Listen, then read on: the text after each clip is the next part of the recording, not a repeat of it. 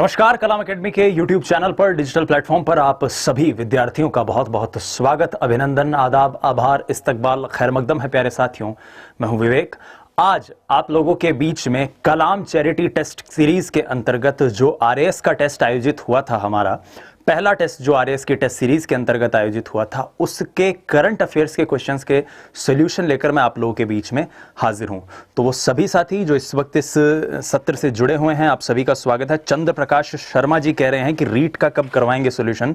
चंद्र प्रकाश जी थोड़ा सा सब्र रखिए, क्योंकि रीट से पहले 3 परीक्षाएं आयोजित हुई थी, तो जिस तरह से जिस क्रम में परीक्षाएं आयोजित हुई थी उसी क्रम में सॉल्यूशन हो रहे हैं। तो अगले 1 से 2 दिन के अंदर अंदर रीट के सॉल्यूशन भी आप तक पहुंच जाएंगे। बाकी तमाम साथी जो इस वक्त इस सत्र से जुड़े हुए हैं, आप सभी का स्वागत है। करंट अफेयर्स के हम सॉल्यूशन ले रहे हैं, उनके ऊपर हम बातचीत कर रहे हैं, खास तौर पर RAS के टेस्ट सीरीज के अंतर्गत जो हुए थे।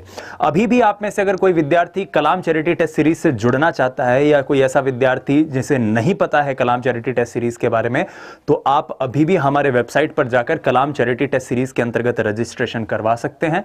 याद रहिएगा, इसके रजिस्ट्रेशन के अंतर्गत जितनी भी धनराशि आप विद्यार्थियों की तरफ से जाएगी, वो तमाम धनराशि कलाम अकेडमी के पास नहीं रहेगी। हम उसमें से 1 पैसा भी अपने पास नहीं रखने वाले हैं। वो पूरी की पूरी धनराशि चैरिटी के कार्यों में, खासतौर पर इस महामारी के वक्त जिसकी सबसे ज्यादा जरूरत है मानव सभ्यता को, उस कार्य में उसका उपयोग किया जाएगा। तो सभी साथियों का स्वागत है। आइए आज की इस सत्र की शुरुआत करते हैं। करीब 20 प्रश्न आपके इस सेशन में थे। आपका जो RAS का टेस्ट हुआ था उसके अंतर्गत करंट अफेयर से जुड़े हुए करीब 20 सवाल थे। तो आइए उनके सॉल्यूशन के ऊपर देते हैं। सबसे पहला प्रश्न जो था आपके RAS के सीरीज के अंदर, वो ये था कि मुख्यमंत्री अशोक गहलोत ने ओलंपिक खेलों में स्वर्ण पदक जीतने वाले राज्य का अभिप्राय यहां पर राजस्थान से है, खिलाड़ियों को दी जाने वाली राशि को 75 लाख से बढ़ाकर अब वर्तमान में कितना कर दिया है। तो इस साल की शुरुआत में माननीय मुख्यमंत्री जी ने एक बहुत ऐतिहासिक फैसला लिया, और वो फैसला ये था कि तमाम वो सभी खिलाड़ी जिनका पेशा या जिनकी आजीविका का स्रोत, या फिर यूं कह दें कि जिनकी जिंदगी ही खेल है, उनको किस तरह से मुख्य धारा से जोड़ा जाए। आप सभी जानते हैं कि किसी भी खिलाड़ी के जीवन में जो सबसे महत्वपूर्ण वर्ष होते हैं उसके करियर के, वो बहुत कम हुआ करते हैं। अब ऐसे में आपने कई बार सुना भी होगा कि बहुत से खिलाड़ी, जैसे ऑस्ट्रेलिया के खिलाड़ी का पिछले दिनों काफी ज्यादा न्यूज में वायरल हुए थे, वो कि 2016 के क्रिकेट वर्ल्ड कप में खेले हुए हैं और उसके बावजूद आज वो कारपेंटरी का काम कर रहे हैं। बहुत से खिलाड़ियों की दुर्दशा हम भी देखते हैं। तो इसी को देखते हुए उन्होंने करीब 3 से 4 गुना बढ़ाने का फैसला किया, और यह फैसला न सिर्फ ओलंपिक खेलों के लिए था, बल्कि इसके साथ साथ एशियाई खेलों के लिए और कॉमनवेल्थ खेलों के लिए भी था। यह पहला प्रश्न था और इसका उत्तर है 3 करोड़ रुपए। आइए अब बात करते हैं इसके आगे, और अगले प्रश्न, इसके कुछ और जुड़े हुए तथ्य देख लेते हैं इससे जुड़े हुए। तो वही बात, राजस्थान सरकार की जिस ऐतिहासिक फैसले की ओर मैं आप लोगों का ध्यान आकृष्ट कर रहा हूं, उसके अंतर्गत यह फैसला लिया कि ओलंपिक खेलों में स्वर्ण पदक जीतने वाले खिलाड़ी को, अगर राजस्थान का कोई खिलाड़ी स्वर्ण पदक जीतता है ओलंपिक खेलों में, तो उसको 70 लाख रुपए, माफ कीजिएगा 75 लाख रुपए पहले दी जानी थी, वो अब बढ़कर हो गई है 3 करोड़। 50 लाख रजत पदक के लिए थी, वो अब हो गई है 2 करोड़। 30 लाख कांस्य पदक के लिए थी, वो अब हो गई है 10 करोड़। ठीक इसी प्रकार से एशियाई खेल और कॉमनवेल्थ खेलों में भी राज्य सरकार की तरफ से जो, जिसे हम कह सकते हैं कि प्रशंसा के रूप में या फिर प्रोत्साहन के रूप में जो धनराशि दी जाने वाली है, वो स्वर्ण पदक के लिए 30 लाख से बढ़कर अब 1 करोड़ हो गई है, रजत पदक के लिए 20 लाख से बढ़कर 60 लाख हो गई है, और कांस्य पदक के लिए 10 लाख से बढ़कर 30 लाख हो गई है। तो आप देख सकते हैं करीब 3-4 गुना का इसमें यहां पर फैसला राजस्थान सरकार द्वारा लिया गया। इतना ही नहीं, राजस्थान सरकार ने यह भी पहले एक जमाने में फैसला लिया था कि जो इंदिरा गांधी नहर परियोजना है, उसके अंतर्गत 25 बीघा जमीन ऐसे खिलाड़ियों को आवंटित की जाएगी। 25 बीघा जमीन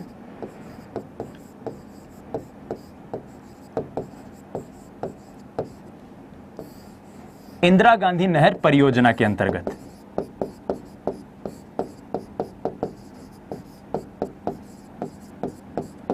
आइए अगले प्रश्न पर चलते हैं। हाल ही में पद्मश्री से सम्मानित राज्य के व्यक्तियों के संबंध में सही सुमेलित युग्म आपको ज्ञात करना है। पद्म पुरस्कार जो हैं राजस्थान के, माफ कीजिएगा, देश के सर्वोच्च नागरिक पुरस्कार हैं, और उनमें पद्मश्री पुरस्कार जो है वो चौथा हाईएस्ट अवार्ड माना जाता है। भारत रत्न, पद्म विभूषण, पद्म भूषण और पद्मश्री। राजस्थान से वर्ष 2021 में जो पुरस्कार अनाउंस हुए थे उसमें आपको बताना है किन किन लोगों को सही जो अवार्ड मिला, और यहां पर जिनके नाम दिए गए हैं खासतौर पर उनके साथ जो क्षेत्र दिए गए हैं क्या वो युग्म सही सुमेलित है। तो इस प्रश्न का सही उत्तर है सभी सही सुमेलित हैं। श्याम सुंदर पालीवाल जी को पर्यावरण संरक्षण के लिए, अर्जुन सिंह शेखावत जी को साहित्य और भाषा के क्षेत्र में, और लाखा खान साहब को कला के और संस्कृति के क्षेत्र में ये पुरस्कार प्रदान किए गए। आइए अब जान लेते हैं इनके बारे में। तो ये तस्वीर इस वक्त आप देख पा रहे हैं, ये तस्वीर उन 3 महान विभूतियों की है, राजस्थान की उन 3 महान विभूतियों की है जिन्हें वर्ष 2021 में पद्म पुरस्कार से नवाजा गया था। लाखा खान साहब,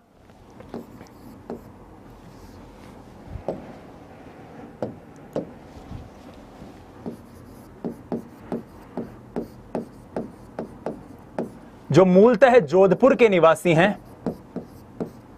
जोधपुर में फलौदी तहसील है, और फलौदी तहसील हो सकता है मारवाड़ से कोई मित्र यहां पर देख भी रहे हैं, तो फलौदी तहसील से कई जो ये आते हैं, और फलौदी तहसील में रेवण नाम का एक गांव है, वहां के लाखा खान साहब निवासी हैं। सिंधी सारंगी के कहते हैं कि अंतर्राष्ट्रीय स्तर के बहुत ही शानदार वादक हैं लाखा खान साहब। जयपुर लिटरेचर फेस्टिवल, राजस्थान कबीर यात्रा, जोधपुर रिफ जैसे कई कार्यक्रमों में शिरकत कर चुके हैं। उसके बाद बीच में जिनकी तस्वीर दिख रही है ये वो महानुभाव हैं जिन्होंने राजसमंद के पिपलांतरी गांव की हकीकत ही बदल दी। इनका नाम है श्याम सुंदर पालीवाल जी, जो कि इस गांव के पूर्व सरपंच भी रह चुके हैं। अपनी बिटिया के देहांत के बाद इन्होंने कुछ ऐसा किया जो कि आज अंतर्राष्ट्रीय स्तर पर उस गांव को, जिसे कह सकते हैं एक नगीने के रूप में आज प्रकाशित कर रहा है। श्याम सुंदर पालीवाल न सिर्फ पर्यावरणविद हैं बल्कि एक समाज सेवक भी हैं। बेटा और बेटी के जन्म को लेकर, बेटा और बेटी को लेकर जो हमारे समाज में कुरीतियां फैली हुई है उन सारी कुरीतियों के खिलाफ लड़ते हैं। ये ऐसे गांव से आते हैं जहां पर अगर कोई बेटी जन्म ले तो 11 वृक्ष लगाने की परंपरा है। अपनी बेटी की याद में भी इन्होंने एक ऐसा ही गार्डन डेवलप किया। श्याम सुंदर पालीवाल जी को, जो कि राजसमंद के पिपलांतरी गांव से आते हैं, उन्हें इस साल का पद्मश्री पुरस्कार दिया गया। खास बात आपने अगर जरूर देखा हो कौन बनेगा करोड़पति के एपिसोड में भी आप शिरकत कर चुके हैं। इनकी तारीफ मुख्यमंत्री अशोक गहलोत और प्रधानमंत्री नरेंद्र मोदी भी कर चुके हैं। आइए आगे बात करते हैं, और अब बात करते हैं अर्जुन सिंह शेखावत जी की। राजस्थानी भाषा के प्रकांड विद्वान, पाली जिले से आते हैं और इन्हें भी इस साल पद्म पुरस्कार दिया गया है। अर्जुन सिंह शेखावत जी पाली जिले से आते हैं, करीब 22 पुस्तकों का लेखन कर चुके हैं। तो ये वो 3 महा विभूतियां हैं जिनको इस वर्ष का पद्म पुरस्कार मिला था। आइए अब बात कर लेते हैं राजस्थान के परिप्रेक्ष्य में पद्मश्री पुरस्कार से जुड़ी हुई कुछ जानकारियों की। और उन जानकारियों में सबसे पहली जानकारी मैं आपको देना चाहता हूं वो ये कि राजस्थान से पहली बार, फर्स्ट टाइम राजस्थान से पद्मश्री पुरस्कार नवाजा गया था या मिला था 1955 में। और इस पुरस्कार की जो विजेता थी वो थी श्रीमती रतन शास्त्री जी। आपने श्रीमान हीरालाल शास्त्री जी का नाम जरूर सुना होगा। जी हां, वही हीरालाल शास्त्री जी, बनस्थली विद्यापीठ के। आप उनकी धर्मपत्नी थी और इन्हें राजस्थान से पहला पद्म पुरस्कार मिला। तो ध्यान से सुनिएगा, प्रश्न अगर आए राजस्थान से प्रथम पद्म पुरस्कार किसे मिला? श्रीमती रतन शास्त्री। राजस्थान से प्रथम महिला जिन्हें पद्म पुरस्कार मिला, श्रीमती रतन शास्त्री। लेकिन राजस्थान से पहले पुरुष जिन्हें पद्मश्री मिला, ध्यान से सुनिए, मैं यहां पर पद्म पुरस्कार बोल रहा हूं। पद्म पुरस्कार में चारों पुरस्कार आ जाते हैं। पद्मश्री कहूंगा तब भी श्रीमती रतन शास्त्री आएंगी, लेकिन पुरुष और पद्मश्री लिखा हुआ आए जब भी, तो उसका उत्तर होगा सूर्य कुमार भुवन, क्योंकि उन्हें 1956 में यह पुरस्कार मिला था। फिर बात करते हैं पद्म भूषण की। तो पद्म भूषण से जो पहले व्यक्ति सम्मानित हुए वो हमारे ही शेखावाटी के पेलानी तहसील के घनश्याम दास बिड़ला जी, और पद्म विभूषण प्राप्त करने वाली राजस्थान की पहली महिला या फिर पहली व्यक्ति जानकी देवी बजाज।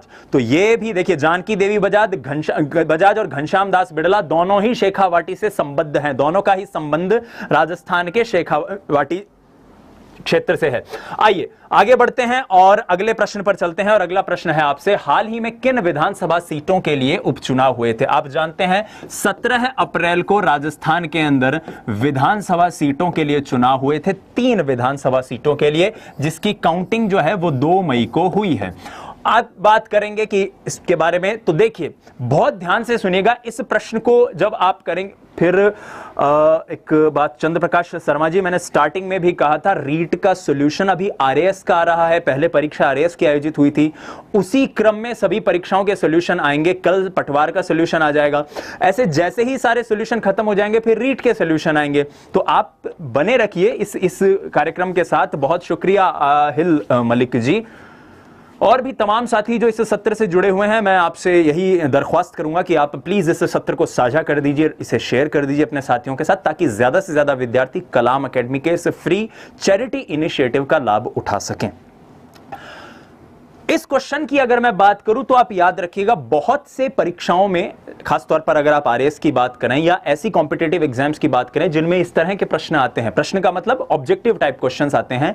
दरअसल कई बार आपका एग्जामिनर यह चेक करने की कोशिश करता है कि आप क्या वाकई में इंटेलिजेंस के साथ साथ कॉमन सेंस का भी इस्तेमाल कर सकते हैं या नहीं। इस प्रश्न के लिए यह बात तो तय है कि राजस्थान की 3 सीटों पर उपचुनाव हुए थे, लेकिन अगर आपको याद हो काफी ज्यादा इस बारे में चर्चा भी रही थी कि उन 3 सीटों में वल्लभनगर की सीट शामिल नहीं थी।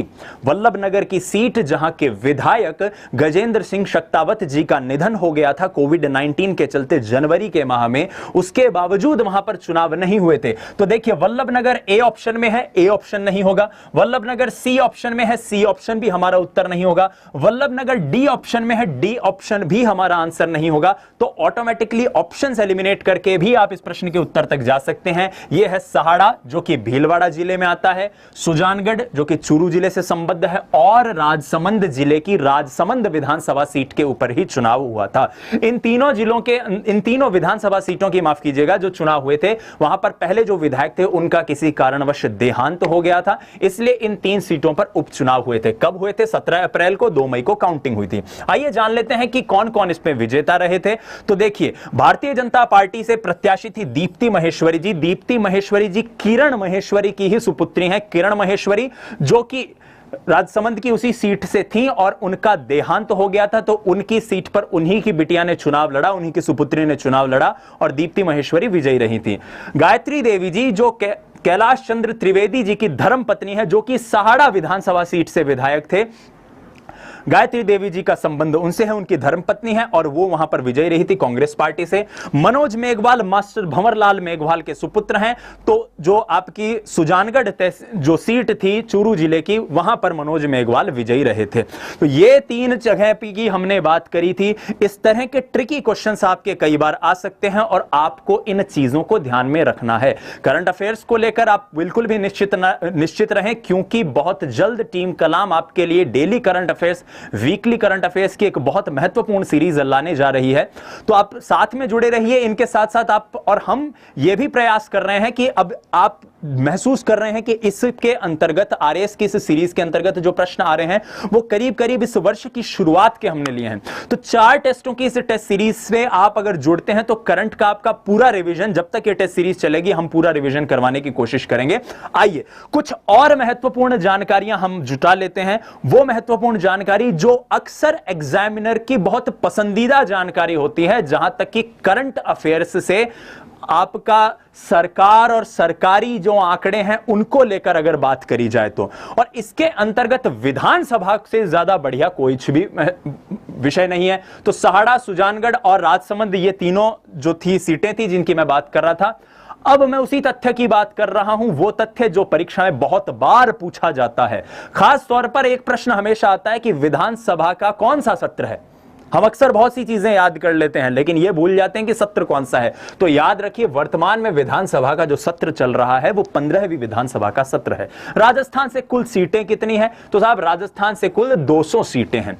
वर्तमान में इन 200 सीटों में 2 सीटें उपचुनाव के बाद भी रिक्त हैं। अब वो कौन कौन सी है? एक की मैंने आपसे बात करी थी, वल्लभनगर, और दूसरी है धारियावाड़। तो प्रश्न है कि वर्तमान में कितनी सीटों पर वाकई में विधायक मौजूद हैं? वो है 198 सीटें। और उन सबसे ऊपर सबसे महत्वपूर्ण प्रश्न जो सबसे ज्यादा एग्जामिनर पूछता आया है वो है कि राजस्थान में, वर्तमान की मैं बात करूं, पहले भी ऐसे प्रश्न पूछे गए हैं, कुल वर्तमान में महिला विधायक कितनी हैं? अब देखिए यहां पर 2 विधायक जो हैं वो जीत कर आई हैं, और ऐसे में अब महिला विधायक जो हैं वो हो जाती हैं 10 भारतीय जनता पार्टी से, 14 कांग्रेस से, 1 रालोपा से व 1 निर्दलीय। कुल 26 महिला विधायक वर्तमान में राजस्थान विधानसभा की शोभा बढ़ा रही हैं। आइए आगे बढ़ते हैं अगले प्रश्न पर, और अगला प्रश्न है मुख्यमंत्री चिरंजीवी स्वास्थ्य बीमा योजना। ऐसे प्रश्न जब भी आए, इसका मैं एक छोटा सा आपको ट्रिक देता हूं। ऐसे प्रश्न जितनी बार भी पूछे जाते हैं योजनाओं के, या फिर कई बार पूछे जाते हैं, और ऐसे प्रश्नों को याद करने का सबसे सरल तरीका होता है मित्रों अखबार। अब आप कहेंगे कि सर अखबार के अंदर हम समाचार तो कैसे पढ़ें, समाचार तो आते नहीं, क्योंकि वर्तमान में तो अखबार में कुछ और ही चलता रहता है। तो याद रखिए अखबारों में हमेशा सरकार कोई भी योजना लागू करे तो उसका विज्ञापन छापती है। आपको यह हैबिट बनानी पड़ेगी मित्रों, अगर आप वाकई में कॉम्पिटिटिव एग्जाम्स की तैयारी कर रहे हैं तो ऐसे विज्ञापनों पर जरूर ध्यान दीजिए। देखिए चिरंजीवी स्वास्थ्य बीमा योजना जो थी वो जब भी लागू हुई थी उसको लेकर एक बेहद महत्वपूर्ण विज्ञापन राजस्थान की सरकार ने दिया था। मैं सवाल के जवाब पर बाद में आऊंगा, पहले मैं आपको एक छोटी सी चीज बता देता हूं। अब देखिए इसमें पूरी वही बातें हैं, योजना की खास बातें, रजिस्ट्रेशन कैसे करवाएं, और आरएएस जैसी एग्जाम या पटवार जैसी एग्जाम या एसआई जैसी एग्जाम जो कॉम्पिटिटिव एग्जाम में करंट अफेयर्स पर बहुत ज्यादा ध्यान देती हैं, उन एग्जामों को, करंट अफेयर्स के क्वेश्चनों को क्लियर करने के लिए ऐसे विज्ञापन सरकार के रामबाण औषधि होते हैं। ये सिर्फ अखबारों में नहीं मिलेंगे, आप सरकारी जो पोर्टल्स हैं, चाहे फेसबुक हो, ट्विटर हो, उनको फॉलो कीजिए, वहां पर भी आपको ये चीजें मिल जाएंगी। आइए अब बात कर लेते हैं चिरंजीवी योजना को लेकर जो ये प्रश्न पूछा गया था। इस प्रश्न का जो जिक्र था वो था चिरंजीवी योजना की विशेषताओं से। अब विशेषताएं क्या है कि चिरंजीवी स्वास्थ्य बीमा योजना, जाहिर सी बात है कि ये बीमा की बात कर रही है, स्वास्थ्य बीमा की बात कर रही है। गुड इवनिंग कबूल चंद जी, सयारी जी, पुष्पक जी, पुष्कर लाल जी कह रहे हैं कि मेरा रजिस्ट्रेशन है। पुष्कर लाल जी, इसी वीडियो के अंदर आप देखिए हमारी हेल्पलाइन नंबर है जो 10 बजे से 5 बजे तक ओपन रहती है। ये एक चीज ध्यान रखिएगा, 10 बजे से 5 बजे तक हमारी हेल्पलाइन जो है वो चालू रहती है, और वहां पर आप जैसे ही फोन करेंगे वहां पर आपकी समस्या का निराकरण हो जाएगा। आप पूरी तरह से निश्चिंत रहें। कल 10 से 5 के बीच में आप एक बार कॉल कर लीजिएगा। आइए प्रश्न पर आते हैं।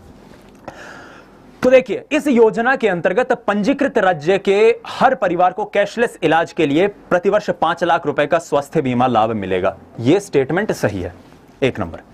इस योजना का लाभ केवल अस्पतालों में भर्ती होने पर ही मिलेगा। यह बहुत महत्वपूर्ण बात थी जिसको बहुत क्लियरली सरकार ने मेंशन किया था कि आप अस्पताल में भर्ती होंगे तभी इसका लाभ उठा पाएंगे, तो यह भी करेक्ट ऑप्शन है। इस योजना का वार्षिक प्रीमियम 1000 रुपए है। नहीं, इस योजना का वार्षिक प्रीमियम 1000 रुपए नहीं है, तो इस प्रश्न का उत्तर हो जाएगा ऑप्शन 1 व 3। अब इस योजना का वार्षिक प्रीमियम कितना है, आइए सरकार के उसी विज्ञापन पर चलते हैं। मैं यहां से आपको यह विज्ञापन दिखा रहा हूं, और यहां पे तीसरा जो ब्लॉक है, हो सकता है आप नहीं पढ़ पा रहे होंगे, चिंता मत कीजिए, इसको ब्रॉडवे में भी मैंने आगे रखा है। यहां पर क्लियरली सरकार ने अपने विज्ञापन में मेंशन किया है कि 850 रुपए प्रतिवर्ष के मामूली प्रीमियम पर आप इस योजना से जुड़ सकते हैं। देखिए अब इसमें क्या क्या बातें कही गई है। हर पारिवारिक के सदस्य को कैशलेस इलाज के लिए प्रतिवर्ष, अब ध्यान से सुनिए, प्रतिवर्ष 5 लाख रुपए के स्वास्थ्य बीमा के लाभ देने की बात इस योजना के अंतर्गत हुई है। खास बात यह है कि 1 अप्रैल से 30 अप्रैल तक आप इसमें रजिस्ट्रेशन करवा सकते थे। वर्तमान में सरकार ने इसके लिए एक महत्वपूर्ण घोषणा करते हुए इसकी तारीख बढ़ाकर 31 मई कर दी, और 31 मई तारीख करने के बाद आज अंतिम तारीख है। आप या आपके कोई परिवारजन अगर इसका लाभ उठाना चाहें तो आप भी उठा सकते हैं। आइए 1 मई से इसके लाभार्थियों को लाभ मिलना शुरू भी हो जाएगा, और वर्तमान काल में, कोविड काल में जितने संकट किसी भी व्यक्ति पर आया हुआ है, ऐसे में यह योजना वाकई में सरकार की काबिले तारीफ योजना है। आइए अब परीक्षा के दृष्टिकोण से इसके कुछ महत्वपूर्ण बिंदुओं को देख लेते हैं। वही बिंदु जो पहले आपने विज्ञापन में देखे थे, अब आपको क्लियरली दिखा रहा हूं। प्रत्येक परिवार को 5 लाख तक कैशलेस इलाज की सुविधा, ठीक है। राष्ट्रीय खाद्य सुरक्षा अधिनियम और सामाजिक आर्थिक जनगणना 2000 के 2011 के जो लाभार्थी हैं उन्हें अलग से रजिस्ट्रेशन करवाने की या पंजीकरण करवाने की जरूरत नहीं है। लघु व सीमांत कृषक, संविदा कर्मी और अन्य लाभार्थी खुद रजिस्ट्रेशन करवा सकते हैं या फिर ई मित्र पर रजिस्ट्रेशन करवा सकते हैं। ऐसे लोगों का जो बीमा प्रीमियम है वो राज्य सरकार द्वारा वहन किया जाएगा। वहीं अन्य परिवारों को 850 रुपए प्रति वर्ष प्रीमियम का भुगतान करना होगा। आवेदन करने के लिए आपके पास जन आधार नंबर या फिर जन आधार पंजीकरण की रसीद होनी चाहिए। आधार कार्ड ना होने पर पहले आप अपना जन आधार नामांकन करवाइए, उसके बाद आप इसका लाभ ले सकते हैं।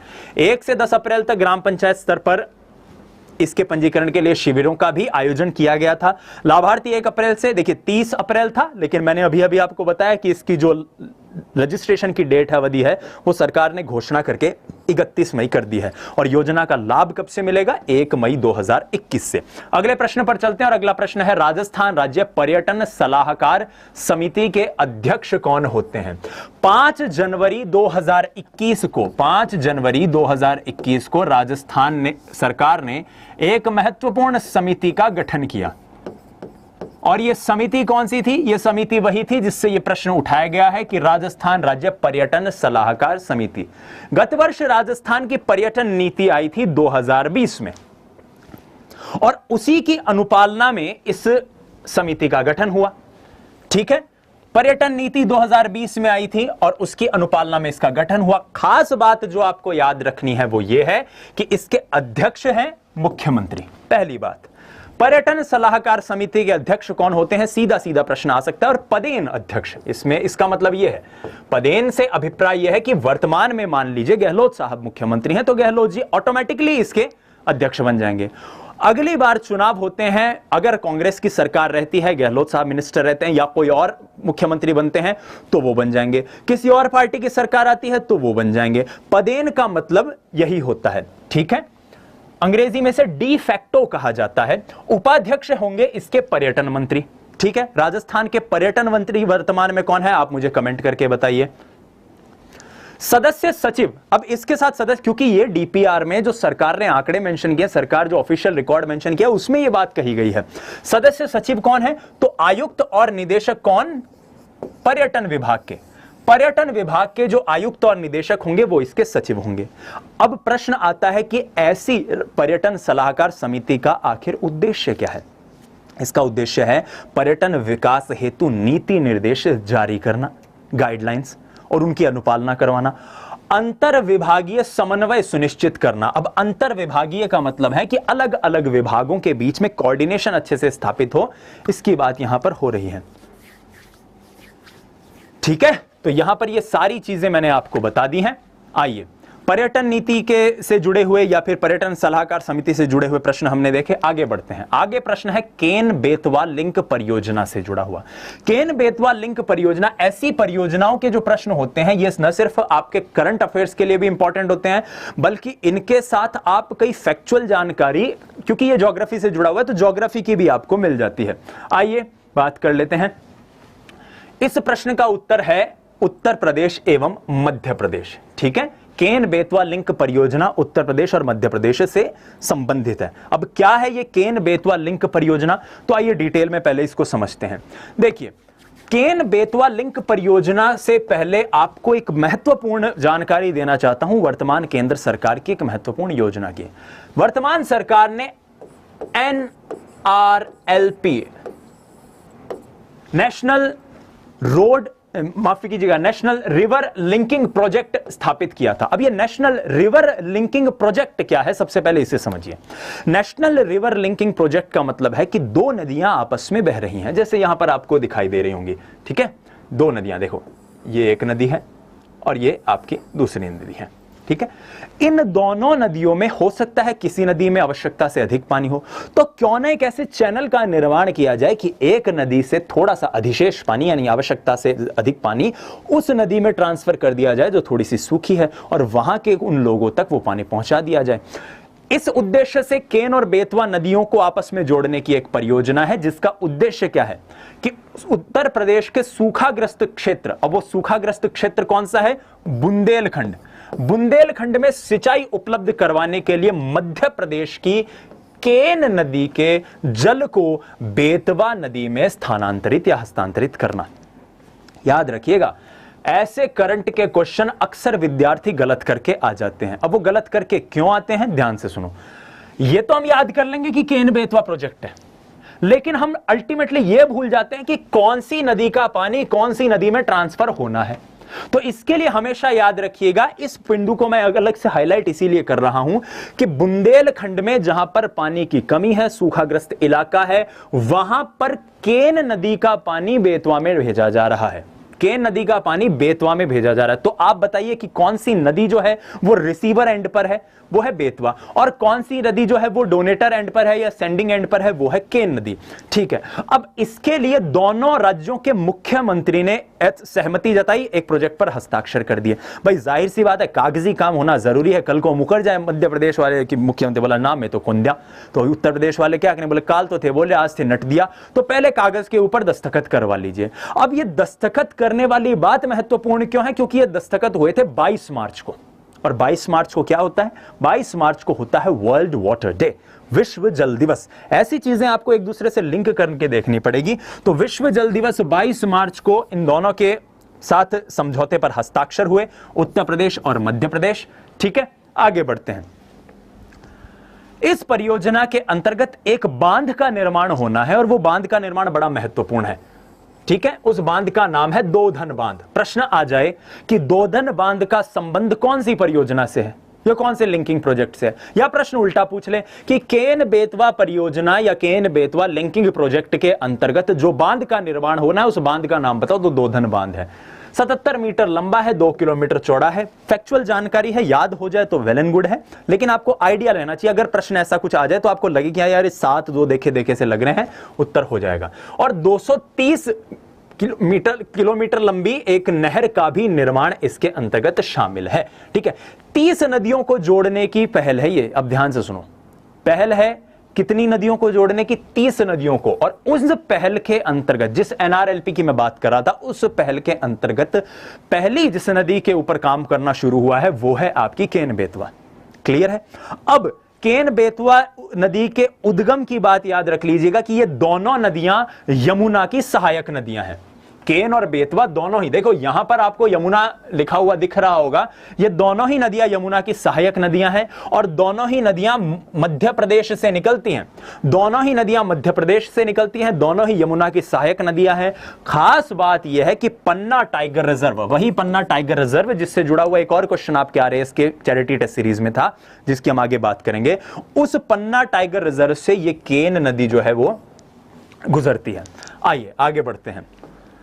निम्नलिखित में से कौन सा देश भारत के साथ चतुर्भुज संगठन क्वाड का हिस्सा नहीं है? क्वाड ग्रुप बहुत ज्यादा, अगर आप अंतरराष्ट्रीय संबंध इंटरनेशनल अफेयर्स पे थोड़ा बहुत भी जिसको कहते हैं इंटरेस्ट रखते हैं, परीक्षा की तैयारी करते हैं, तो आप मान के चलिए कि हर 30 चौथे दिन या हर हफ्ते 10 दिन में आपको कहीं ना कहीं किसी ना किसी समाचार पत्र में क्वाड ग्रुप से जुड़ी हुई कोई जानकारी मिल जाएगी। प्रश्न है कि क्वाड ग्रुप में भारत के साथ इस चतुर्भुज गठबंधन का हिस्सा कौन सा नहीं? क्वाड का मतलब क्वाड्रिलेटरल से है। ये क्वाड्रिलेटरल का मतलब है यहां पर कि एक ऐसा संगठन जिसमें 4 देश हों। तो 4 देशों में एक तो भारत हो ही गया भाई अपना, 3 और होने हैं। उन तीनों देशों में ब्राजील शामिल नहीं है, याद रखिएगा। हां, एक इब्सा ग्रुप जरूर है, इब्सा ग्रुप में ब्राजील शामिल है, ब्रिक्स में ब्राजील शामिल है। आपको लग सकता है कि यार ब्रिक्स में है, इब्सा में है, इनमें ब्राजील है तो यहां भी ब्राजील ही होगा, नहीं। क्वाड ग्रुप के अंतर्गत संयुक्त राज्य अमेरिका है, जापान है और ऑस्ट्रेलिया है। चौथा है भारत, और इन चारों ने मिलकर यह क्वाड्रिलेटरल डायलॉग बनाया है, जिसको हम शॉर्ट फॉर्म में कहते हैं क्वाड। अब क्या है ये क्वाड, आइए समझते हैं। हालिया, अब याद रखिए, करंट अफेयर्स के जितने भी प्रश्न आते हैं आप लोगों के, उन प्रश्नों में एक बड़ी महत्वपूर्ण चीज होती है, और वो ये कि आप ये जानने की कोशिश कीजिए कि क्वाड से जुड़ा हुआ सवाल परीक्षा में आ क्यों रहा है। क्योंकि अभी हाल क्वाड की एक शिखर सम्मेलन जो हुआ वो आयोजित हुआ था, और इस शिखर सम्मेलन को भारत के प्रधानमंत्री ने भारत की ओर से रिप्रेजेंट किया था, उन्होंने संबोधित किया था। तो ऐसे शिखर सम्मेलन जब भी आए तो एक तो याद रखिए कि ऐसे शिखर सम्मेलनों में कौन भारत की तरफ से जा रहा है, नंबर एक, क्योंकि कई बार रक्षा मंत्री जाते हैं, कई बार वित्त मंत्री जाते हैं, कई बार प्रधानमंत्री जी जाते हैं, तो आपको ये ध्यान में रखना होगा। और दूसरा, ऐसे सम्मेलनों का आयोजन कौन करवा रहा है। तो क्वाड की अगर मैं बात करूं तो क्वाड का आयोजन करवाया था अमेरिका ने। 4 तो है, एक भारत है, एक अमेरिका ने आयोजन करवा दिया, अब 2 और भारत के साथ गए थे इसमें मेहमान बन के। तो अब क्वाड क्या है समझो, भारत, अमेरिका, जापान, ऑस्ट्रेलिया। देखो वही मैंने जो एक क्वाड्रिलेटरल बनाने की कोशिश की थी उसकी बात यहां पर है। अवधारणा इसकी 2007 में आई थी। किसने दी थी? उस वक्त जो जापान के प्रधानमंत्री थे शिंजो आबे, उन्होंने इसकी अवधारणा प्रस्तुत की। लेकिन चीन ने बीच में रोड़े अटकाए और थोड़ा सा ऑस्ट्रेलिया ने कहा नहीं नहीं आपने बस की तो नहीं, हम तो नहीं करेंगे, तो इसको थोड़ा सा ठंडे बस्ते में डाल दिया। और उसके ठीक 10 साल बाद नवंबर 2017 में ये वाकई में ऑफिशियली इसकी स्थापना हो गई, ये ग्रुप स्थापित हो गया। कागजों में इसके कई उद्देश्य बताए गए हैं, जिनमें से है भारत प्रशांत यानी इंडो पैसिफिक रीजन।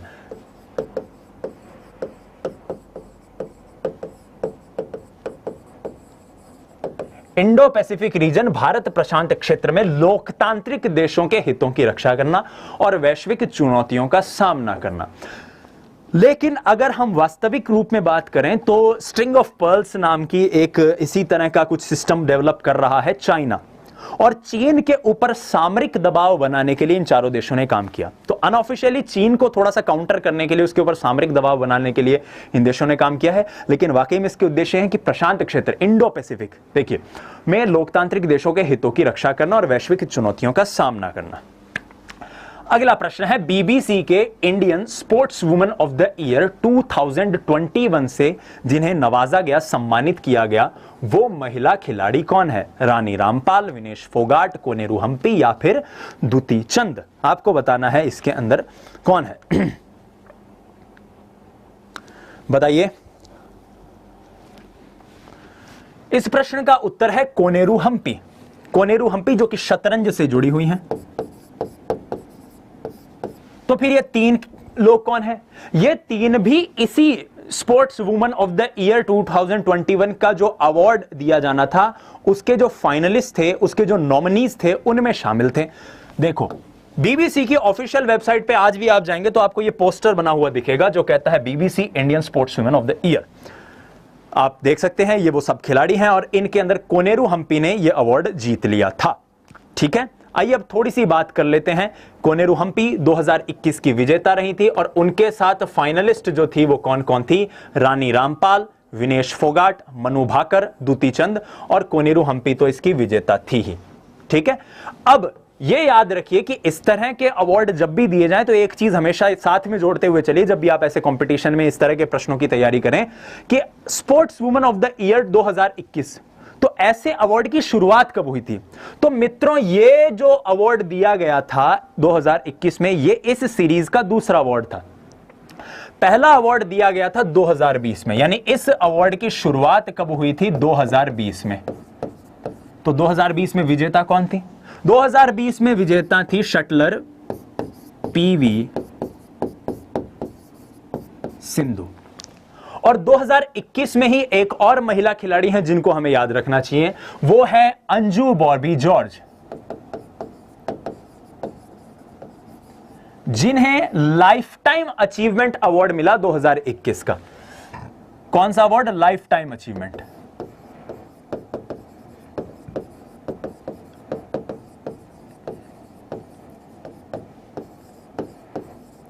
अब बात कर लेते हैं, एक छोटी सी जानकारी आप लोगों के साथ साझा करना चाहता हूं कि लाइफ टाइम अचीवमेंट क्या होता है। आपने सुना होगा, अब धर्मेंद्र को लाइफ टाइम अचीवमेंट मिल गया, अमिताभ बच्चन को लाइफ टाइम अचीवमेंट मिल गया, जैसे फिल्म फेयर का 2021 का लाइफ टाइम अचीवमेंट अवार्ड मिला है इरफान खान साहब को। तो ये लाइफ टाइम अचीवमेंट होता क्या है? ये होता है तो फिर ये sports women of the year, देखो ईयर शब्द यहां पर लगा हुआ है। ईयर का मतलब है उस साल से, यानी कि 2021 में अगर अवार्ड दे रहे हैं तो 2021 तो अभी आया है, चल रहा है। तो 2020 के पूरे साल में, पूरे कैलेंडर में जितनी भी प्रतियोगिताएं हुई उसमें एक उत्कृष्ट प्रदर्शन किस खिलाड़ी ने किया, सबसे पहले तो यह जाना जाता है। ये जब भी ऐसे अवार्ड दिए जाते हैं ऑफ द ईयर अवार्ड उसमें। लेकिन जब ऐसा कोई अवार्ड आता है लाइफ टाइम अचीवमेंट, चाहे वो सिनेमा के क्षेत्र में हो, चाहे वो खेलों के क्षेत्र में हो, लाइफ टाइम अचीवमेंट का अभिप्राय है कि एक खिलाड़ी ने अपने पूरे जीवन काल में, अपने पूरे करियर में कैसा प्रदर्शन किया, क्या वो एक उत्कृष्ट प्रदर्शन करता रहा। यह बात तो है कि कोई भी खिलाड़ी जो है वो हमेशा एक सा प्रदर्शन नहीं कर सकता, अप्स एंड डाउन्स उसके जीवन में आते रहते हैं, लेकिन वो जो डाउनफॉल भी कभी आया, कभी उसके जीवन में नकारात्मक पहलू भी आए, तब भी क्या वो उसी जिजीविषा के साथ लगा रहा। जैसे आप जानते हैं कि तेंदुलकर जो हैं वो नर्वस 90 के शिकार हुए थे अपने जमाने के अंदर जब वो क्रिकेट के अंदर गए, लेकिन उस नर्वस 90 से भी वो जूझे बाहर निकले और उन्होंने शतकों का महाशतक बनाया, तो उन्हें भी लाइफ टाइम अचीवमेंट अवार्ड मिला 2014 में। तो इस तरह से लाइफ टाइम अचीवमेंट को हमेशा समझिए कि एक खिलाड़ी अपने पूरे जीवन काल में कैसा प्रदर्शन करता है, अपने पूरे करियर के उस पूरे ग्राफ में उसका प्रदर्शन कैसा करता रहता है, उसको मद्देनजर रख के लाइफ टाइम अचीवमेंट अवार्ड दिया जाता है। ठीक है, कोनेरू हम्पी है, ये कोनेरू हम्पी है, टाइपो है, इसको थोड़ा सा आप एडजस्ट कर लीजिएगा। ठीक है, शतरंज से जुड़ी हुई है सबसे खास बात। आइए अगले प्रश्न पर चलते हैं और अगला प्रश्न है लोकतंत्र सूचकांक, डेमोक्रेसी इंडेक्स की बात यहां पर हो रही है, उसके विषय में आपको इन कथनों पर विचार करना है। ठीक है, यह गणना ब्रिटेन की द इकोनॉमिस्ट इंटेलिजेंस यूनिट द्वारा की जाती है, बिल्कुल सही कथन है। इस सूचकांक में सर्वोच्च स्थान जो है वो नॉर्वे ने प्राप्त किया है, यह भी सही कथन है। और इस सूचकांक में भारत 53वें नंबर पर रहा है, यह भी बिल्कुल सही कथन है। ठीक है, क्लियर है बात। इस क्वेश्चन के अंदर उत्तर क्या हो जाएगा, इस क्वेश्चन का उत्तर हो जाएगा साहब 1, 2 एंड 3, ऑल आर करेक्ट, तीनों इसके सही स्टेटमेंट है। एक चीज हमेशा याद रखिएगा, जब आप कंपटीशन में जाते हैं तो आपको ऐसे जो प्रश्नों को हमेशा देखना होता है कि ये सूचकांक याद कर लो और वो सूचकांक याद कर लो। आप किताबें भी पढ़ते हैं जो कॉम्पिटिटिव एग्जाम्स के लिए करंट अफेयर्स को लेकर जो किताबें आती हैं, उनमें भी बहुत सारी ऐसी जानकारियां होती है, ये सूचकांक वो सूचकांक। जब भी सूचकांक को लेकर कोई प्रश्न आए तो 5-6 चीजें हैं जिनको दिमाग में एक ऑर्डर बना लीजिए कि मुझे इस ऑर्डर में इसे याद करना है, और उसके बाद आपको कभी भी कोई दिक्कत नहीं होगी। आइए इसी के साथ उस प्रैक्टिस को डेवलप करते हैं और भविष्य में हमें कोई लोकतंत्र सूचकांक या फिर कुछ भी करप्शन परसेप्शन इंडेक्स का कोई क्वेश्चन आ जाए, इंडस्ट्रियल प्रोग्रेस इंडेक्स, जैसे कुछ भी इंडेक्स आए तो उसके सवालों के जवाब हमें कैसे याद करने हैं, इसको दिमाग में याद रखते हैं। आइए प्रोग्रेस करते हैं।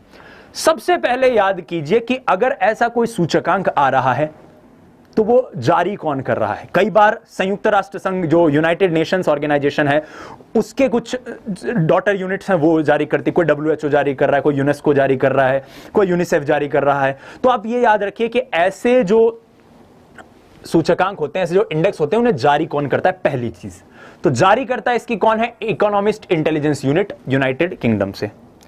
अब उसने जो जारी किया है उसमें देश कितने शामिल हैं, तो इसमें 165 तो स्वतंत्र देश और 2 क्षेत्र, यानी कुल जमात 167 नॉमिनीज इसमें थे। याद रखिए प्रश्न पूछते हैं कई बार कितने देश शामिल थे, और कई बार वो प्रश्न पूछ लेता है कि कितने जो लोग थे या कितने इसमें नॉमिनीज थे, कितने पार्टिसिपेंट्स थे, कितने सदस्यों के ऊपर इसने काम किया। तो इन दोनों में अंतर रखिए, ऐसे प्रश्न ट्रिक करने के लिए पूछता है वो आपसे। फिर सबसे महत्वपूर्ण डेटा जो आपको याद रखना होता है वो ये कि उस पूरे घटनाक्रम में भारत की स्थिति क्या है। तो भारत को इसमें मिला है 53वां स्थान, भारत को इसमें मिला है 53वां स्थान। अब चौथी जो चीज हमेशा याद रखनी वो ये कि भारत पिछली बार के मुकाबले चढ़ा या गिरा, पिछली बार के मुकाबले भारत के स्थान में इंप्रूवमेंट हुआ है या डिक्रीमेंट हुआ है। तो यह बड़े खेद के साथ कहना पड़ता है कि भारत ने जब यह सूचकांक जारी हुआ 2020 के लिए, उसमें 2 अंकों की गिरावट की।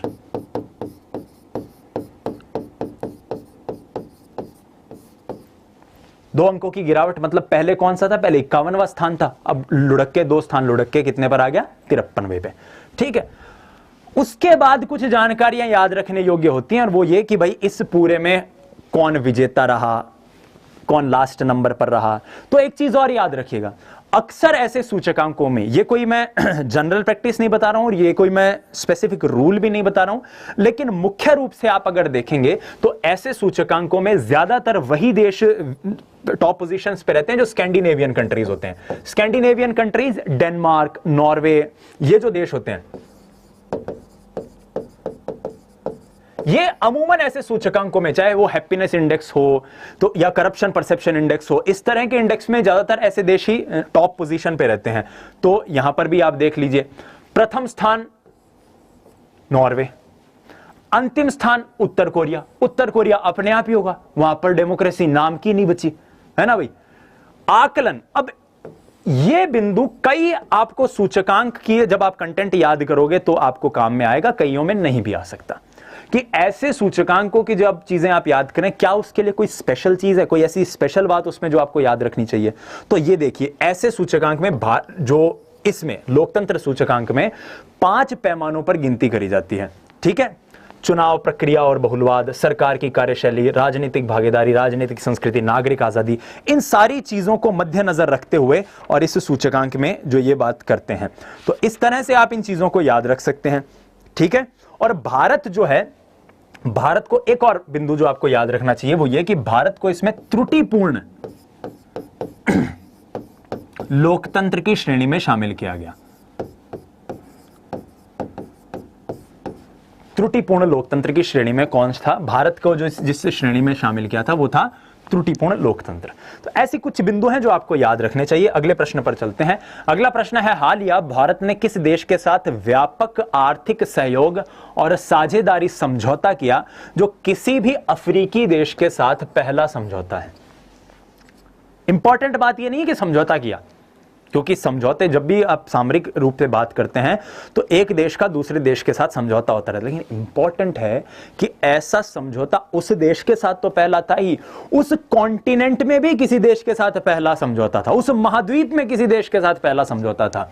इस प्रश्न का उत्तर है मॉरिशस। मॉरिशस, जहां पर हिंदी भाषी बहुत ज्यादा जाते हैं। आप अगर कभी ईश्वर करे मॉरिशस घूमने जाएं तो आपको ये टेंशन नहीं लेनी कि मुझे हिंदी बोलने नहीं आती, मुझे अंग्रेजी नहीं आती, या मैं कैसे वहां की भाषा समझूंगा। वहां पर आप आराम से हिंदी में बात कर सकते हैं और लोग बहुत अच्छे से समझते भी हैं हिंदी भाषा को। आइए अब इसको समझते हैं। भारत और मॉरिशस के बीच में यह समझौता हुआ और इस समझौते का नाम है comprehensive economic cooperation and partnership agreement, CECPA। अब ये CECPA क्या है? ये एक मुक्त समझौता है, मुक्त व्यापार समझौता, फ्री ट्रेड एग्रीमेंट, FTA। और ये किसी भी देश के साथ, खासतौर पर कौन सा देश? अफ्रीकी देश के साथ किया जाने वाला पहला समझौता है। मुक्त व्यापार समझौते के अंतर्गत क्या क्या चीजों पर इन्होंने बात की है? वो ये है कि दोनों देशों के व्यापार को प्रोत्साहित करना, और इसके अंतर्गत अमूमन क्या होता है कि उत्पादों पर जो शुल्क होता है, जिसको हम ड्यूटी कहते हैं, कस्टम ड्यूटी वगैरह इस तरह के शब्द आपने सुने होंगे अक्सर, तो ऐसे शुल्क को या तो कई बार कम कर दिया जाता है, समाप्त कर दिया जाता है, इस तरह की कई चीजों के ऊपर जिक्र किया जाता है, इसके चीजों के ऊपर डिबेट किया जाता है और उसके ऊपर आम सहमति बनाकर फिर निर्णय ले लिया जाता है कि भाई ठीक है, आपके देश से कोई सामान आएगा अगर हमारे देश में आयात निर्यात के लिए तो हम ये बेनिफिट देंगे, मेरे देश से अगर आपके देश में आ रहा है तो हम ये करेंगे। इस तरह से कुछ इसके अंदर बातचीत होती है। तो भारत ने मॉरिशस के साथ ये समझौता किया है, ठीक है। मॉरिशस को आपने अगर थोड़ा सा आप इंटरनेशनल रिलेशन पर जानते हैं तो टैक्स हेवन के रूप में भी जानते हैं। बहुत से लोग, बीच में काफी विवाद भी चला था, पनामा पेपर्स जब लीक हुए थे तो कि भाई टैक्स हेवन देश हैं जहां पर लोग अक्सर टैक्स से बचने के लिए अपने पैसों को इन्वेस्ट कर देते हैं, तो मॉरिशस उन्हीं देशों के अंदर है। कैनरी द्वीप और ये सारी चीजें उसके अंतर्गत आती हैं। मिशन सागर की बात करते हैं, मिशन सागर, और वो भी 2, मिशन सागर 1 नहीं, मिशन सागर 2, ठीक है। प्रश्न पूछ रहा है कि मिशन सागर के अंतर्गत कौन सा युद्धपोत जो है वो सम्मिलित था? INS शक्ति, INS विक्रमादित्य, INS केसरी या फिर INS ऐरावत? इस प्रश्न का उत्तर है INS ऐरावत। ऐसे क्वेश्चन होते हैं फैक्चुअल। जब आप इस तरह के कंटेंट को परीक्षा के लिए तैयार करें तो याद रखिए कि कुछ फैक्ट्स हैं जो आपको रटने पड़ेंगे, क्रैम करने पड़ेंगे। ये वैसा ही क्वेश्चन है।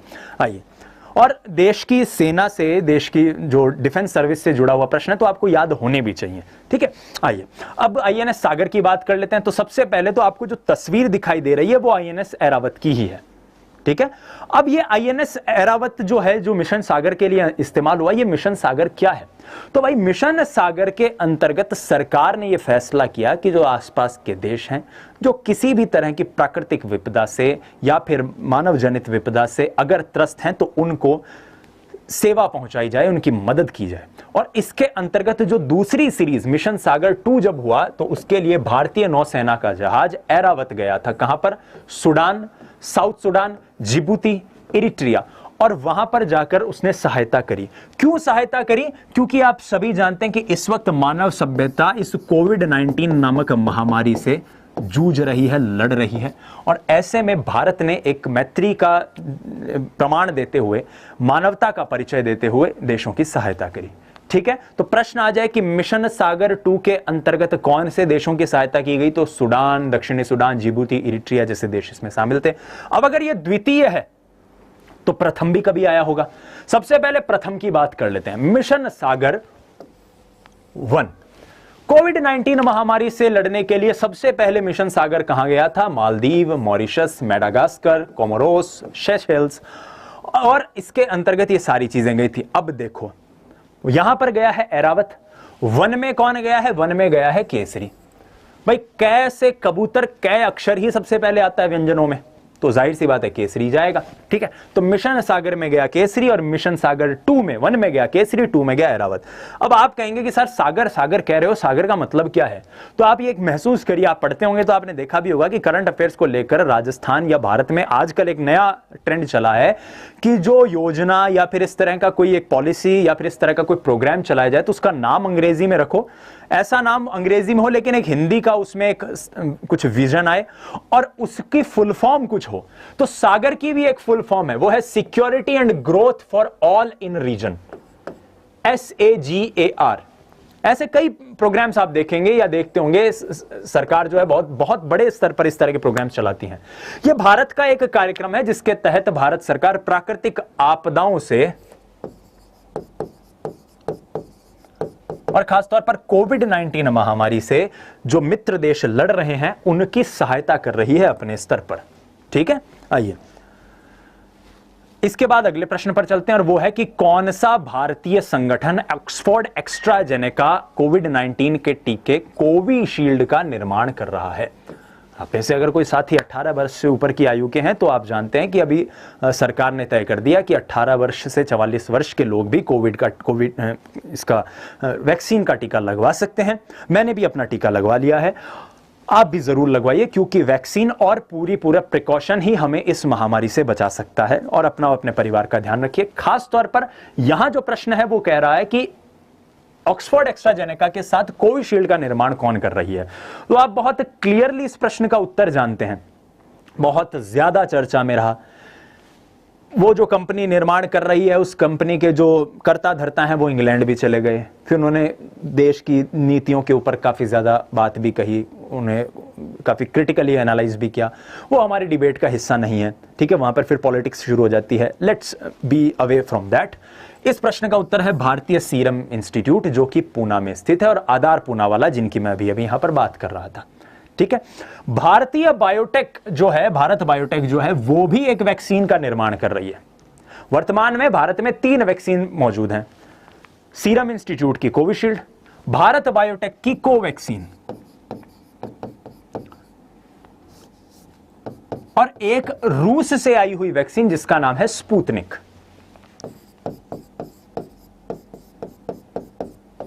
ठीक है, स्पुतनिक कहां से आई है? रूस से। भारत बायोटेक वैक्सीन इसलिए इंपॉर्टेंट है क्योंकि यह भारत की स्वदेशी वैक्सीन है। याद रखिए, कोविशील्ड स्वदेशी वैक्सीन नहीं है, क्योंकि कोविशील्ड को ऑक्सफोर्ड एस्ट्राजेनेका के साथ संयुक्त तत्वावधान में निर्मित किया जा रहा है, लेकिन भारत की एकमात्र स्वदेशी वैक्सीन जो है वो कौन सी है? भारत बायोटेक की कोवैक्सीन। कोवैक्सीन को मैं थोड़ा सा जनरल एक फैक्ट आपको बता देता हूं कि कोवैक्सीन जो है उसमें आप ऐसे मान के चलिए कि डेड कोरोना वायरस उसके अंदर इंप्लांट किया जाता है, और कोविशील्ड जो है उसके अंदर एक प्रोटीन इंप्लांट किया जाता है। हालांकि ये बहुत ज्यादा डिटेल में जाने वाली बात है, इतना पूछा नहीं जाता, लेकिन आपको पता होना चाहिए, क्योंकि आप एक एस्पिरेंट हैं, आप आरएएस की या फिर ऐसे परीक्षाओं की तैयारी करें तो आपके आसपास वाले पूछ लेते हैं, अरे आम सचो की गुण यहाँ बता। कई बार आपके घर वाले आपको पूछ लेते हैं, मेरे घर वालों ने भी मुझे पूछ लिया, अगर तू पढ़े है रत तो जाना है तो ये बता आम से ढंग की कौन सी है, बढ़िया कौन सी है। तो अपने आप में सभी बेहतर हैं, हर एक वैक्सीन के अपने प्रोज हैं, अपने कौन से, लेकिन आपको पता होना चाहिए as an aspirant, as a student की जो भी भारत में चल रही है वैक्सीन, क्योंकि ये वर्तमान में चलने वाला सबसे ज्यादा महत्वपूर्ण है मुद्दा। ठीक है, ये चीज आपको पता चल गई। अभी चलो आप में से मैं वेट करता हूं आपके कमेंट का। क्या आप में से कोई बता सकता है कि भारतीय स्वदेशी वैक्सीन जो भारत बायोटेक बना रही है, ये कौन कौन सी संस्थाओं के सहयोग से बना रही है? जैसे सीरम बना रही है ऑक्सफोर्ड एस्ट्राजेनेका के सहयोग से, भारत बायोटेक कौन सी संस्था के सहयोग से बना रही है? क्या आप में से कोई मुझे कमेंट करके बताएगा? मैं उम्मीद करता हूं आपके जवाब मुझे मिले।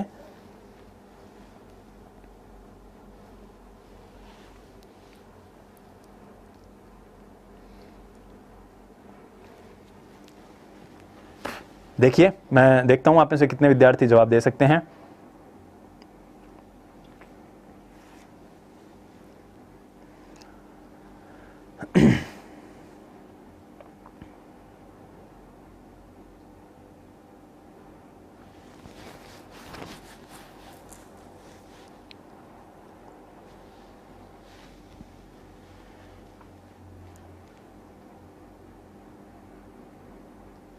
बताइए भाई। यस यस, योगेश कुमार जी का मुझे कमेंट मिला। मैंने वेट इसीलिए किया कि मुझे कमेंट मिले। एग्जैक्टली, आईसीएमआर और एनआईवी के सहयोग से बन रही है ये। ICMR, Indian council of medical research, plus NIV, national institute of virology India. इन दोनों संस्थाओं के सहयोग से भारत बायोटेक जो है वो कोवैक्सीन का निर्माण कर रहा है। ठीक है, ये आपको पता होनी चाहिए बात। अब आईसीएमआर और आईएमए भी एक इस वक्त बड़ा मुद्दे में चल रहा है। ठीक है, योग गुरु बाबा रामदेव और आईएमए के बीच में भी काफी ज्यादा ठसक चल रही है। तो ये है इंडियन मेडिकल एसोसिएशन। ठीक है, याद रखिएगा, आईसीएमआर जो है वो एक स्टैट्यूटरी बॉडी है और आईएमए जो है एक वॉलेंटरी ऑर्गेनाइजेशन है। ठीक है, ऐसी चीजें भी आपको पता होनी चाहिए। कोई विवाद अगर पॉलिटिक्स को लेकर या किसी भी ऐसे मुद्दों से चल रहा है तो आपको उनमें नहीं उलझना चाहिए। जब भी आप ऐसी एग्जाम्स की तैयारी कर रहे हैं, आपको देखना चाहिए कि उसके अंतर्गत मेरे काम की कोई चीज है क्या जो मुझे जाननी चाहिए। ठीक है, क्लियर है? आइए आगे बढ़ते हैं अगले प्रश्न पर। अगला प्रश्न है, वर्ष 2020 में भारत का निम्नलिखित में से कौन सा टाइगर रिजर्व यूनेस्को द्वारा संरक्षित जैव मंडल घोषित किया गया? ठीक है, बताओ। वर्ष 2020 की यहां पर बात हो रही है। इसका उत्तर है पन्ना टाइगर रिजर्व, जो कि मध्य प्रदेश में स्थित है। 3 ऑप्शनों को और देख लेते हैं। नामदफा टाइगर रिजर्व है अरुणाचल प्रदेश में स्थित, दूधवा टाइगर रिजर्व उत्तर प्रदेश में स्थित है, और पेंच टाइगर रिजर्व फिर मध्य प्रदेश में ही स्थित है। ये चीजें आपको याद रखनी चाहिए, थोड़ा छोटी सी फैक्ट है जो पता होने चाहिए। पन्ना टाइगर रिजर्व के बारे में जानकारी ले लेते हैं। पन्ना टाइगर रिजर्व जो है वो इस हेरिटेज साइट के अंतर्गत मध्य प्रदेश की तीसरी ऐसी टाइगर रिजर्व है, या फिर यूं कहें कि मध्य प्रदेश की ऐसी तीसरी बॉडी है जो इस मैन बायोस्फीयर प्रोग्राम के अंतर्गत आती है। पहली थी पंचमढ़ी, और पंचमढ़ी के बाद जो दूसरा इसके अंदर जुड़ा वो था अमरकंटक।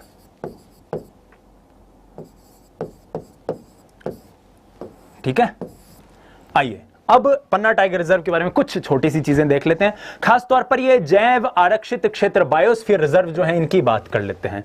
तो भारत में कुल जैव बायोस्फीयर रिजर्व कितने हैं? 18 हैं।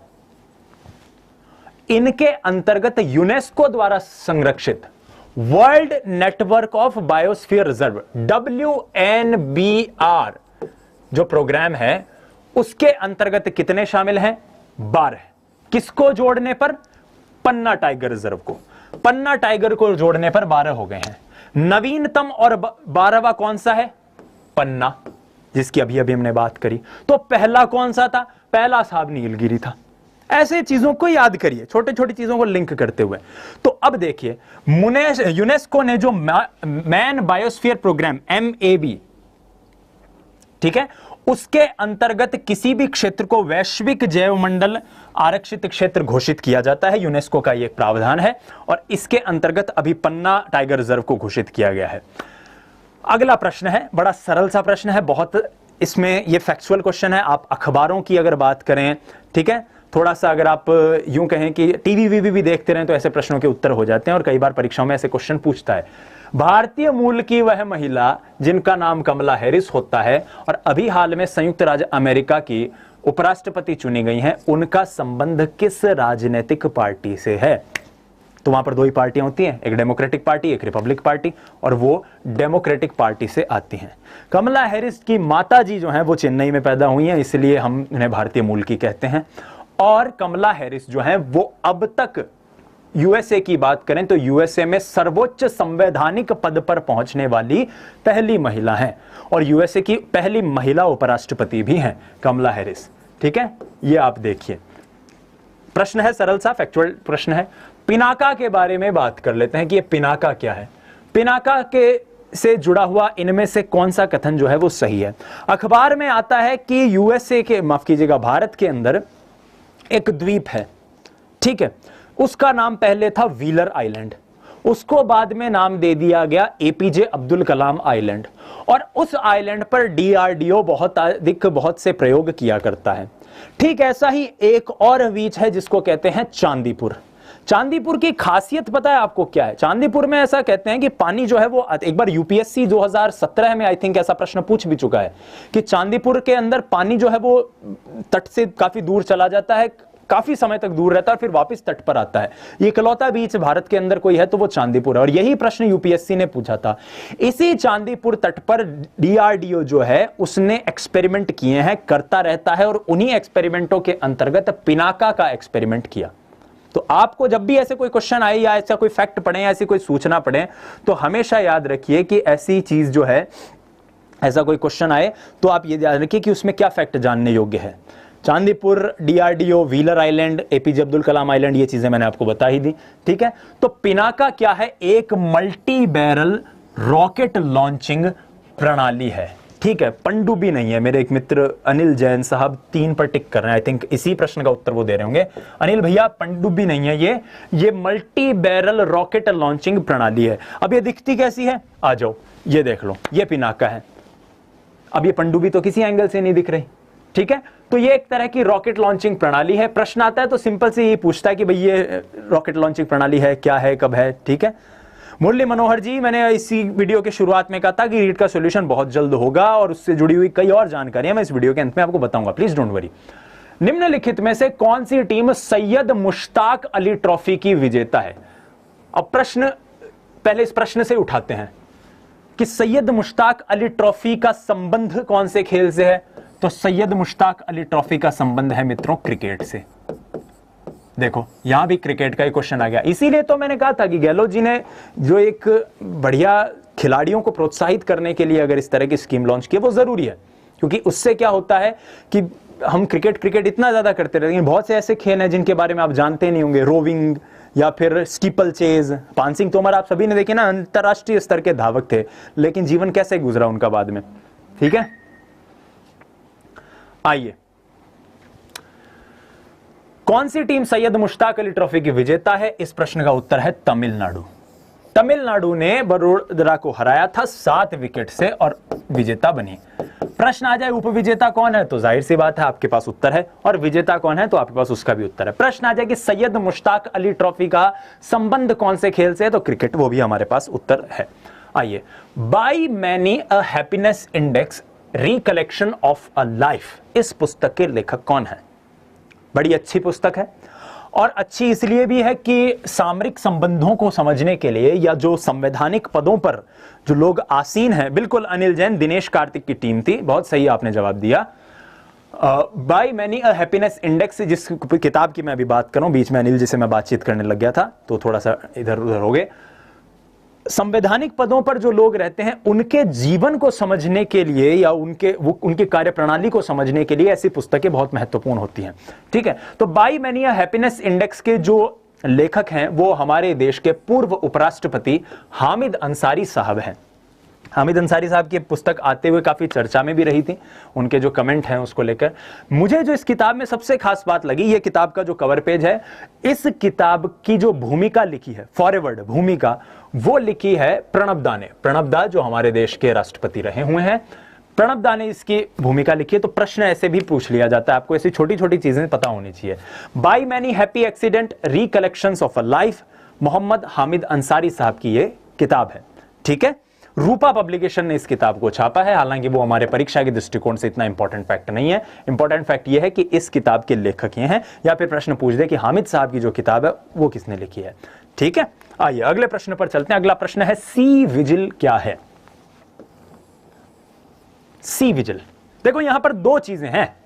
एक है सी विजिल, विजिल का मतलब होता है निरीक्षण करना या निरीक्षण, और एक है सी विजिल।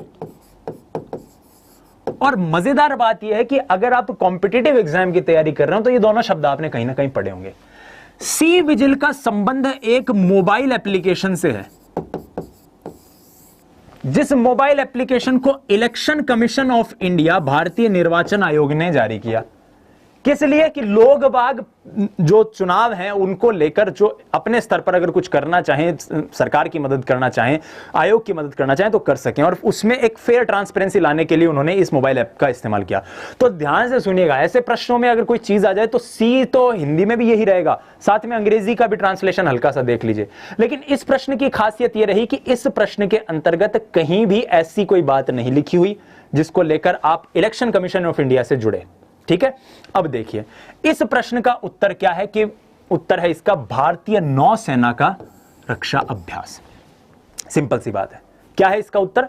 भारतीय नौसेना का रक्षा अभ्यास। अब ये क्या है, ये भारतीय नौसेना का रक्षा अभ्यास, इसको समझने की कोशिश करते हैं। आइए, इसकी एक तस्वीर मैं आप लोगों के बीच में लाया हूं।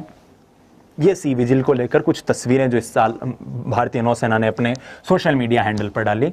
ठीक है, तो भारतीय नौसेना का रक्षा अभ्यास है, ये द्विवार्षिक है, याद रखिएगा सबसे पहली बात तो।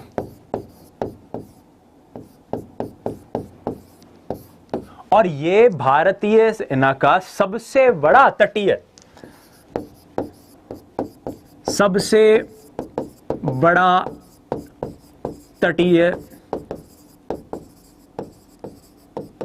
रक्षा अभ्यास है, सबसे बड़ा। ठीक है, तस्वीर आप इस वक्त सोशल मीडिया के जरिए जो हमें मिली वो मैं आपके सामने रख रहा हूं। आइए, अगला प्रश्न है, राजस्थान के किस वायु सैनिक केंद्र से उड़ान भरने के तुरंत बाद एक मिग-21 विमान दुर्घटनाग्रस्त हो गया? यह खबर आपने जरूर पढ़ी होगी, सूरतगढ़ की यह खबर थी। वहां से उड़ान भरने के बाद मिग-21 दुर्घटनाग्रस्त हो गया। लेकिन खुशी की बात यह है, संतुष्टि की बात यह है, या फिर जिसको हम कहते हैं ये राहत की बात यह है कि जो पायलट जो थे वो सेफ लैंड हुए थे, उनके साथ किसी किस्म की कैजुअल्टी नहीं हुई, और ये सबसे अच्छी बात है। पायलट जो थे वो सेफ थे। मिग-21 विमान अक्सर दुर्घटनाग्रस्त हो जाते हैं। खैर, सूरतगढ़ की यहां पर बात मैं कर रहा हूं। अगले प्रश्न पर आते हैं। भारतीय मूल की गीतांजलि राव को किस क्षेत्र में उत्कृष्ट कार्य करने के लिए मशहूर पत्रिका टाइम ने किड ऑफ द ईयर घोषित किया है? ये बहुत बढ़िया बात है। टाइम मैगजीन जो है उसके कवर पेज पर, अक्सर हम कई बार नहीं देखते कि फला नेता जो है वो टाइम मैगजीन के कवर पेज पर आए हैं, वो टाइम मैगजीन के कवर पेज पर आए हैं। टाइम मैगजीन के कवर पेज पर आना एक बहुत बड़ी बात होती है, और टाइम मैगजीन ने पहली बार इस साल एक इनोवेशन किया और कहा कि मैं किड ऑफ द ईयर के लिए कहूंगा। किड ऑफ द ईयर मतलब पर्सन ऑफ द ईयर तो टाइम मैगजीन जारी करती ही है, इस बार बच्चों में से पर्सन ऑफ द ईयर या किड ऑफ द ईयर जारी करेंगे, और उसके लिए उन्होंने बहुत से लोगों से आमंत्रण मांगे थे, नॉमिनेशंस मांगे थे। भारतीय मूल की भी एक बालिका ने नॉमिनेशन दिया था जिनका नाम था गीतांजलि राव, और हजारों बच्चों को पछाड़ते हुए गीतांजलि राव जो हैं उन्होंने इसमें विजेता रही। गीतांजलि राव की टाइम मैगजीन के इस कवर पेज पे फोटोग्राफ आप देख रहे हैं। खास बात ये देखिए, एंजेलिना जॉली जो एक मशहूर हॉलीवुड अभिनेत्री हैं, उन्होंने गीतांजलि राव का इंटरव्यू लिया था टाइम मैगजीन के लिए, और जब ये अवार्ड उन्हें मिला है तो गीतांजलि राव मात्र 15 वर्ष की हैं। तो गीतांजलि राव को किड ऑफ द ईयर, प्रश्न की बात कर लेते हैं गुरुजी, किड ऑफ द ईयर किस क्षेत्र में काम करने पर मिला? Scientist and innovator. जी हां, वैज्ञानिक इनोवेशन से, यानी इनोवेशन को हम कहते हैं नवाचार, कुछ भी नया अलग सोचना। ठीक है, हम जब साइकोलॉजी पढ़ते हैं तो एक रचनात्मक बालक की बात करते हैं, ये वैसी ही बात है। ठीक है, तो वैज्ञानिक नवाचार, विज्ञान के क्षेत्र में एक अलग किस्म का काम करने की जो कोशिश करना, वही बात उन्होंने करी थी गीतांजलि राव ने। भारतीय मूल की है, यहां पर ये देखिएगा, भारत में रहती नहीं है, भारतीय मूल की हैं गीतांजलि राव। तो ये सारी चीजें हमने यहां पर डिस्कस करी। आई होप आपको ये अच्छे से क्लियर हो गई होगी, बातचीत समझ में आ गई होगी। यहां पर आकर आरएस के जो प्रश्न हैं उनकी जो श्रृंखला है वो समाप्त होती है। कल हम फिर मिलेंगे, कल हम पटवार के करंट अफेयर्स के प्रश्नों के ऊपर बातचीत करेंगे। मैं उम्मीद करता हूं कि हमारा ये प्रयास कलाम चैरिटी टेस्ट सीरीज ये आप लोगों के लिए ही हम आयोजित कर रहे हैं कि आप ज्यादा से ज्यादा संख्या में इससे जुड़ें, और इस पूरे इवेंट के साथ जुड़कर अधिक से अधिक संख्या में हम कोविड महामारी के इस दौर में लोगों की मदद करें। तो मित्रों, ये हमने किया। मुझे उम्मीद है, मुझे खुशी है कि आप लोगों ने देखा। अगर आपको ये सीरीज पसंद आई तो मुझे बताइए जरूर। बहुत जल्द हम आरएएस के लिए और अलग कॉम्पिटिटिव एग्जाम्स के लिए, विभिन्न कॉम्पिटिटिव एग्जाम्स के लिए करंट अफेयर्स की एक विशेष सीरीज आप लोगों के बीच में लाने जा रहे हैं। बहरहाल अभी मैं लेता हूं विदा। आप स्वस्थ रहिए, मस्त रहिए, अपनी तैयारी में व्यस्त रहिए। कल आपकी कौन कौन सी क्लासेस आने वाली हैं उसकी स्ट्रीम बहुत जल्द लग जाएंगी। कल मॉर्निंग से ही आपकी क्लासेस शुरू हो जाएंगी और उनके अंतर्गत हम इन्हीं टेस्ट के जो प्रश्न उत्तर हैं उनकी हम यहां पर बात करेंगे। तो मैं उम्मीद करता हूं आप सभी विद्यार्थी इससे जुड़ रहे हैं। आप अब तक अगर नहीं जुड़े हैं तो आप जरूर जुड़िए। मात्र 100 रुपए का रजिस्ट्रेशन है, जिसमें 18% जीएसटी काटने के बाद, यानी आपको 100 रुपए ही देने हैं। वो जो 18% जीएसटी देने के बाद जितनी भी धनराशि बचेगी वो टीम कलाम पूर्ण रूप से कोविड पीड़ितों की सहायतार्थ उपयोग करेगी। उसमें से एक सिंगल पैसा हम अपने अकाउंट में नहीं रखेंगे। ये हमारी सोच है। आप और हम मिलकर अगर किसी के जीवन में परिवर्तन ला सकते हैं, अगर किसी को जीवन दान दे सकते हैं, तो मेरे ख्याल से इससे बड़ा पुण्य आज के दौर में कुछ भी नहीं है। प्रिय मित्रों, मैं लेता हूं विदा। बहुत जल्द आपसे मिलूंगा। राजेंद्र देवी जी कह रही हैं कि टेस्ट कहां होता है। टेस्ट हमारी वेबसाइट पर आयोजित होता है www.kalam.academy, और वहां पर डोनेशन सेक्शन भी बना हुआ है। आप ये भी चेक कर सकते हैं कि अब तक कितने विद्यार्थी डोनेट कर चुके हैं। और तो और अगर आप डोनेट करेंगे तो आपको सर्टिफिकेट ऑफ एप्रिसिएशन भी दिया जाएगा, जिसको आप सोशल मीडिया पर शेयर कर सकते हैं, आप फेसबुक पर शेयर कर सकते हैं, आप यूट्यूब पर उसको कम्युनिटी सेक्शन में शेयर कर सकते हैं, आप इंस्टाग्राम पर, व्हाट्सएप स्टोरी में शेयर कर सकते हैं। तो आइए जुड़िए, जितने भी साथी जुड़ रहे हैं। बहुत जल्द हम अलग अलग सेक्शंस के आपके लिए कंटेंट लाते रहेंगे। अभी हाल मैं लेता हूं विदा, फिर मिलूंगा आपसे अगली कक्षा में। तब तक के लिए स्वस्थ रहिए, मस्त रहिए, अपनी तैयारी में व्यस्त रहिए। मुझे दीजिए विदा। शुभ रात्रि, जय हिंद, वंदे मातरम। धन्यवाद।